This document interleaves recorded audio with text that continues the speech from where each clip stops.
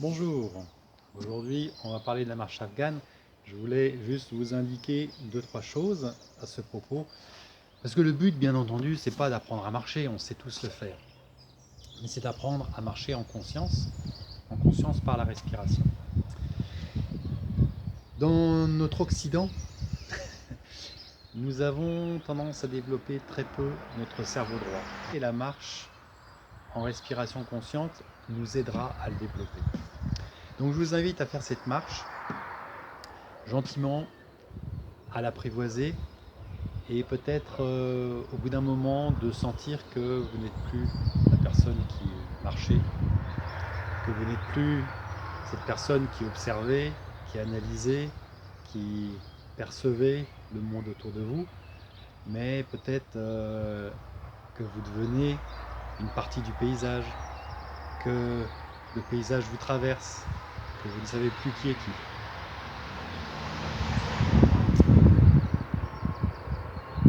Voilà, c'est un peu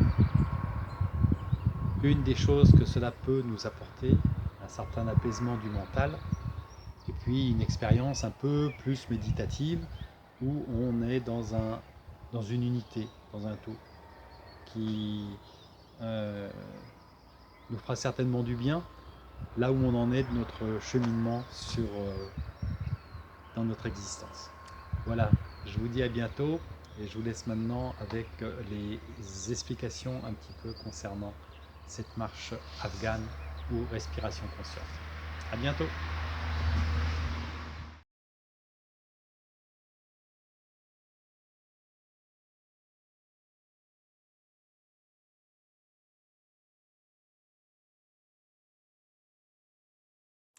Bonjour. Aujourd'hui, nous allons parler ensemble de la marche consciente ou la marche afghane. C'est une marche, me direz-vous, toute simple. Quand on marche, on respire toujours. Mais là, simplement, on va respirer avec davantage de conscience. Pour quelle raison?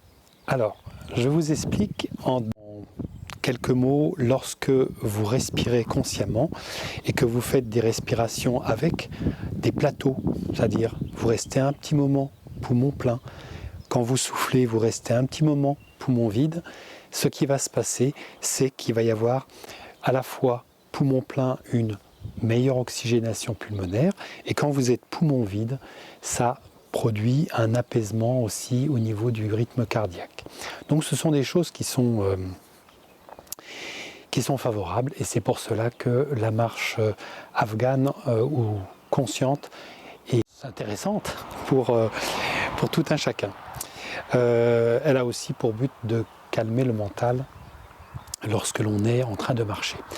Parce que je voulais vous dire, lorsque l'on marche, on peut marcher de différentes manières. Je peux marcher voilà, de manière détendue comme ça, mais je ne respire pas spécialement. Je marche, voilà. Ouais, ça détend, c'est clair. Mais je ne respire pas. Une autre marche qui va être une marche efficace, je ramasse des choses, je suis en train de ranger, je suis en train de... Voilà, je suis au travail, quoi. Bon, voilà. Je peux avoir la marche soucieuse. Je réfléchis à des choses. Donc je ne respire pas non plus vraiment très très bien. Voilà pourquoi la marche consciente, où je respire consciemment, a toute son importance. Quand je vais parler dans la marche de respiration, une respiration, c'est un inspire, je gonfle les poumons, et un expire, je vide mes poumons. Voilà une respiration. La respiration, c'est donc deux phases. Inspire, expire, je gonfle, je vide. D'accord ? Après ce petit préalable, je vais juste vous présenter donc cette marche où il y aura des cycles, il y aura deux cycles de respiration. Un premier cycle qui va être, je vais sur 3 pas respirer, inspirer, donc la première phase de la respiration. Je vais faire une pause sur un pas et je vais souffler, vider mes poumons sur les 3 autres pas. Je vous montre. J'inspire, 3 pas. Un pas, 3 pas, on expire. Un pas, on pause. 3 pas, on expire. Pause. 3 pas. Pause. Voilà, j'accompagne donc les mouvements de la respiration avec mes mains pour que ça soit un peu visuel et que vous ayez un repère. Vous avez vu 3-1, 3-1. Je fais ça 10 fois. C'est le premier cycle de respiration. Le deuxième cycle, ça sera 4, 4, 2. J'inspire sur 4 temps. Donc l'inspire. J'expire sur 4 temps. 2 pas pour la pause. J'inspire. Donc je commence généralement par la jambe gauche. Premier pas et j'inspire.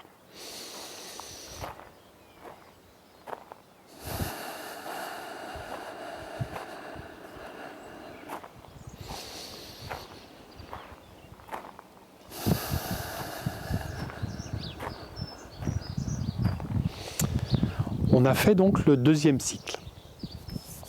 Donc vous vous apercevez que c'est une marche où il va y avoir un apprentissage au début. Hein. C'est quand même nécessaire, sans que ça soit pour autant prise de tête. Hein. Au début, c'est toujours les apprentissages, c'est toujours quelque chose qui nous demande, mais ça devient après très vite une habitude. Hein. Donc on peut compter nos pas, on peut respirer, inspirer, expirer, faire les pauses, ça devient des automatismes et après on n'a même plus l'impression que l'on compte, on est porté par la marche. Donc on revient à ces deux cycles, je vais faire 10 respirations en 3-1, 3-1, suivi de 10 respirations en 4-2, en 4-4-2 et puis je vais reprendre ces cycles. Après, je vais également adapter en fonction du terrain, en fonction si c'est en pente, si c'est en descente, si je suis un peu en digestion ou suivant la forme de la journée, hein, la forme du jour. Et donc, pour ce faire, plutôt que de faire 3-1, 3-1, je serais peut-être amené à faire également 3-3. Vous voyez, pas de pause respiratoire, simplement 3-3, ou même en côte, je vais faire 2-2, je serai là. Vous voyez, ça sera donc, le rythme sera celui qui sera le plus adapté pour vous au moment de votre marche. Après, bien sûr, c'est important de pouvoir compter. Alors, il y a différentes manières de compter. Et je vais vous montrer celle que j'utilise en variant, ça dépend des jours, ça dépend de l'humeur. Donc, soit je suis là, je compte une respiration, c'est-à-dire je fais 3, 1, 3, 1, j'ai fait une respiration, je compte 1 avec mon pouce. Deuxième, troisième, quatrième, ou quatrième comme ça, c'est plus confortable, et cinquième. Après, je dois arriver jusqu'à 10, donc je fais avec l'autre main. 1, 2, 3, 4 et 5. Je peux faire aussi avec les phalanges. Donc je fais 1, 2, 3, 4, 5. 1, 2, 3, 4, 5. Vous faites dans l'ordre que vous voulez et vous le répétez sur l'autre doigt. Voilà, c'est une autre manière de décompter. La dernière, que je privilégie, qui me convient personnellement, c'est de visualiser. Je n'utilise pas mes doigts, j'imagine pendant ma respiration le 1 se décrire devant moi. J'imagine le 2 se décrire. Donc 3-1, 3-1 va se faire sur le temps de dessiner ce chiffre. Et comme ça, mes respirations sont décomptées et je peux les adapter. Alors maintenant, quelques petites... Il fonctionne. Ça a l'air de fonctionner toujours. Il faut toujours vérifier si le micro... Donc quelques petites précisions maintenant sur la manière de respirer. Il ne s'agit pas de respirer de manière saccadée, c'est-à-dire de faire des blocages. Ce n'est pas des histoires de vannes qui se bloquent à l'intérieur de nous, mais on est plus dans une histoire de vagues. C'est-à-dire on monte,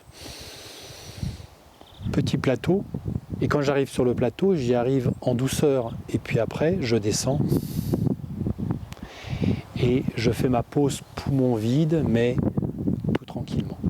Sans qu'il y ait un angle droit dans mon... J'ai pas un blocage, une vanne qui se verrouille en moi. Ça peut être une manière de respirer pendant la marche consciente. C'est à expérimenter. Encore une fois, dans ces exercices que l'on voit ensemble, vous avez la possibilité soit de les faire de manière très appliquée, c'est-à-dire que vous appliquez exactement ce qui est indiqué. Par exemple, le lien que je vous indique, le lien sur Daniel Zanin qui nous parle de la marche afghane, il donne des indications, vous pouvez les respecter scrupuleusement. C'est une manière d'appréhender cet exercice. Vous pouvez aussi vous en inspirer et explorer un peu ce que cela fait sur vous de respirer de cette manière, avec tel comptage, voyez, et de vous laisser vous inspirer vous-même à travers un canevas, simplement. Et après de revenir au principe de base, peut-être, si vous vous en êtes écarté un peu. Ça, ce sont des manières d'approcher des exercices que je trouve intéressantes parce qu'on a chacun un tempérament. C'est clair. Et donc, les tempéraments, il y a des tempéraments qui aiment bien appliquer les choses strictement, et puis d'autres personnes qui aiment bien explorer les choses. Donc, sentez-vous libre de le faire aussi pour cet exercice de marche consciente. Voilà, j'espère que ce petit moment de partage en début de printemps, c'est vrai qu'il fait encore un peu frais, mais le soleil fait du bien. Et je vous souhaite de belles expériences à travers ces marches qui sont là pour nous permettre de nous reconnecter davantage de nous-mêmes et à la nature environnante. Voilà, à bientôt.